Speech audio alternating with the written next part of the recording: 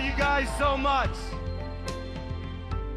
Well, the sports world today is mourning the loss of longtime Colts owner and CEO Jim Irsay, who died yesterday at the age of 65. The team announcing that he passed peacefully in his sleep. As we welcome you to NFL Live, I'm Hannah Storm, and on NFL Live today we'll talk about the considerable legacy of Jim Irsay, a man remembered for taking over the franchise at a young age. It was his family business and creating a team that has had an indelible impact upon the city of Indianapolis. Irsay did so, forging a strong bond with his players and staff and the fan base, leading with passion and creating a Super Bowl champion alongside a powerful legacy in the field of mental health.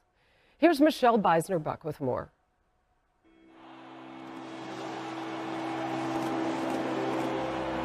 World champions for the first time since 1971. The image of Jim Irsay hoisting the Lombardi Trophy after the franchise's victory in Super Bowl 41 could be one of the proudest moments of his professional life. But the longtime Colts owner had his share of turbulent personal moments as well in his 30-plus years in the spotlight. Jim's father, Robert, purchased the Colts in 1972, and after he infamously moved the team from Baltimore to Indianapolis in 1984, the elder Irsay named his son as general manager. Over the next 14 seasons at the helm, the Colts won fewer than 40% of their games and made 3 playoff appearances. When his father passed away in 1997, 37-year-old Jim took over the franchise. His moves to hire Bill Polian to run the front office, draft Peyton Manning in 1998, and later hire head coach Tony Dungy would transform the team to a Super Bowl contender. Rarely when you start a franchise do you hire a Hall of Fame quarterback, Hall of Fame head coach, and a Hall of Fame general manager to be with Tony, Bill, and Peyton Manning. The team added Edgerrin James, Marvin Harrison, and Reggie Wayne. The Colts would win 8 division titles in 13 years and reach their peak at Super Bowl 41. Now we're world champions. Manning left the team in 2012, and the Andrew Luck era began. But despite 2 more division titles, it was Irsay's off-the-field behavior that grabbed headlines. Oh, okay, I understand. 1001. In March 2014, Irsay was arrested under suspicion of DUI and drug possession, and later pled guilty to a misdemeanor charge. In November 2023, on a profile that aired on HBO's Real Sports, Irsay says that arrest was because I am prejudiced against because I'm a rich, white billionaire. The same interview detailed Irsay's addiction to alcohol and drugs. He says he entered rehab at least 15 times and quit drinking in 2002. Irsay also recounted one of his lowest points, an overdose, when the doctor told him, quote, "Jim, you're one lucky man, because I signed virtually the death certificate."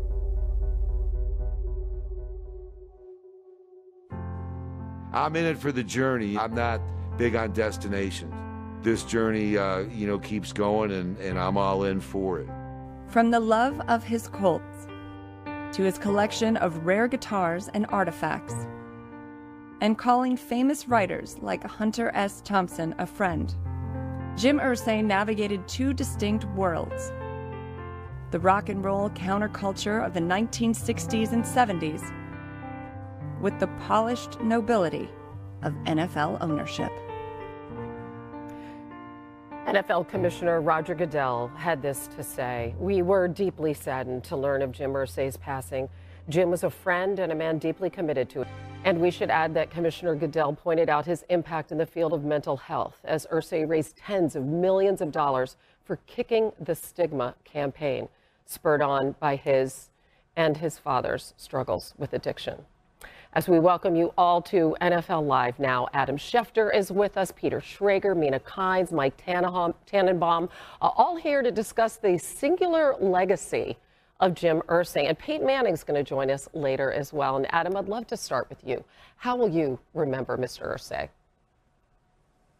Well, Hannah, he was an engaging, eclectic, unique, complicated, gregarious, warm individual. And he will be remembered for the many marks that he left in the world of football, taking over as the general manager of the Colts when he was 24 years old. He used to be in the weight room lifting weights with the players. There were pictures of him in the weight room lifting weights so that could inspire the players to outlift the owner. And then, of course, he had the huge impact on Indianapolis, the city, getting a new stadium built, and all the good he did there. I remember sitting down with him in 2017 for a podcast interview that we posted today.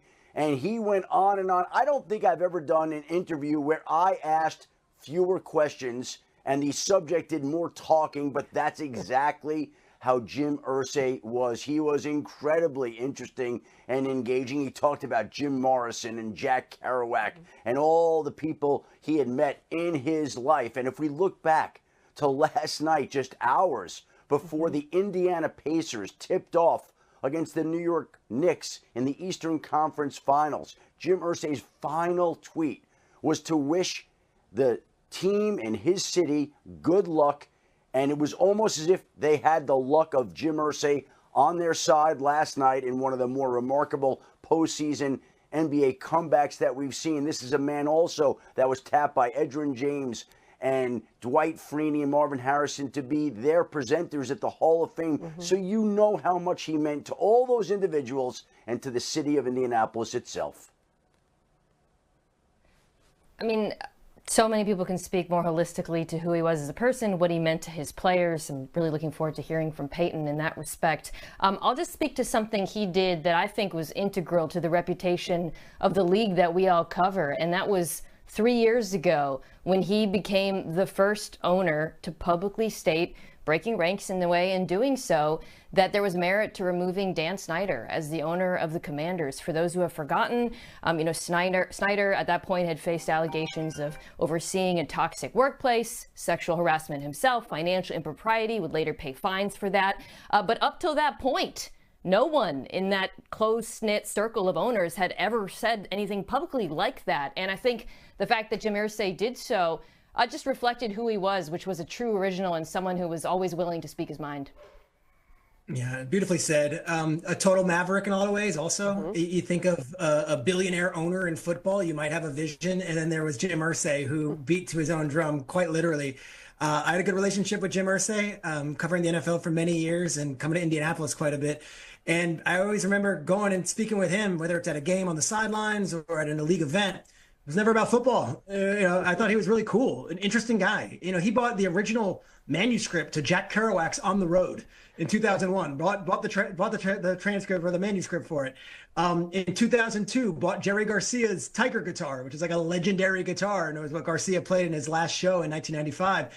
And then amassed this incredible musical collection of guitars, which then he found a way to not only take this personal passion and his love for music, found a way to then parlay that into using the funds that he was spending and to then put that towards the Kicking the Stigma campaign.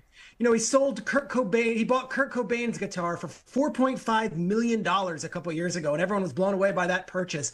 And then the Cobain family donated a hefty portion back to the Kicking the Stigma campaign, which was to promote mental health. I thought Jim Irsay, for all of his struggles with addiction, found a way on the other end of it to really pay it forward, and was a beautiful man in a lot of ways, a one-of-one character in the NFL. Yeah, unafraid, right, to share his own struggles, to make an impact in other people's lives, just as he was unafraid to break ranks, speak out against Dan Snyder. You saw the pictures there. I was able to visit him and see that collection, see the Jack Kerouac scroll, and all of the other things, the guitars that he had there. We're going to show a little bit of that later. So many sides to this man. And Mike T, let's go on the football field for a minute, because another thing that he wasn't afraid to do was to hand over football operations to someone else. When he became the owner of that team at age 37, he hired Bill Polian, right? And the rest was history because you had Polian, you had Manning, you had Dungy. How critical was his attitude in that regard?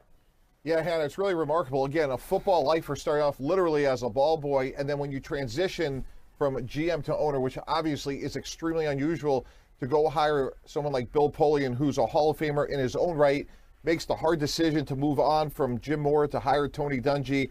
And look at these statistics. It's really remarkable. 16 playoff appearances. So they have Bill Polian, Tony Dungy, then they go get some guy named Peyton Manning, and how'd that work out? And that all starts from the foundation of the owner picking the right person for the general manager job in Bill Polian. And the other thing I'd like to add, and we touched on it a little bit, but working with Jeff Saturday over the last couple of years, Hannah, the loyalty that Jim Irsay has to these Colt players, Adam touched on it in terms of the induction speeches, it's really remarkable how much he supported these guys well after they were done playing. And to me, that's really inspirational and really speaks to the first-class nature of how he ran the organization. Yeah, and the longevity. There have been people who've been with the Colts organization top to bottom literally for decades that are still there. Also, this will remain